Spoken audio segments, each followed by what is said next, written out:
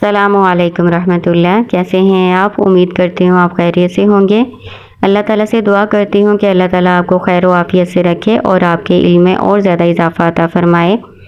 آج ہم سورہ کہف پارہ نمبر 15 کا آخری حصہ پڑھیں گے انشاءاللہ تعالیٰ۔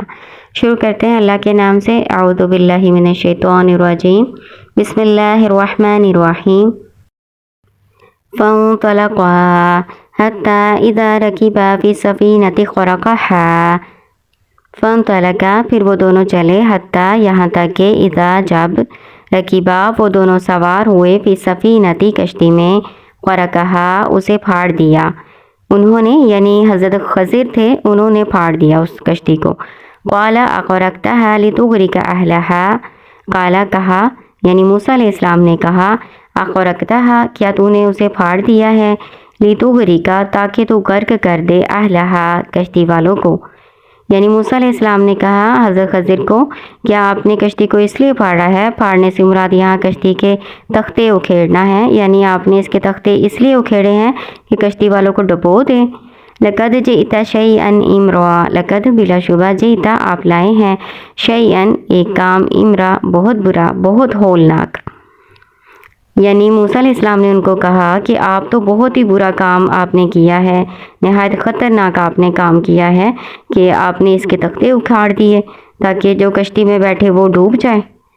قال الم اقل انک لن تستطیع معی صبرا، قال کہا، علم کیا نہیں، اقول میں نے کہا تھا، انکا بے شک تو، لن ہرگز نہیں، تستطیع صبر کر سکے گا، استطاعت رکھ سکے گا، معی ساتھ میرے، صبرا صبر کرنے کی۔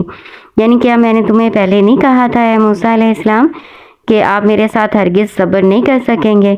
قال کہا، لا تؤاخذنی نہ اب مواخذہ کرے میرا، بما باوجہ اس کے جو، نسیتو میں بھول گیا، ولا ترہقنی اور نہ آپ مجھے ڈالیں، من امری میرے معاملے میں، عسرا تنگی۔ موسیٰ علیہ السلام نے جواب دیا کہ میری بھول پر آپ مجھے پکڑ نہ کیجیے اور میرے کام میں آپ تنگی نہ ڈالیے۔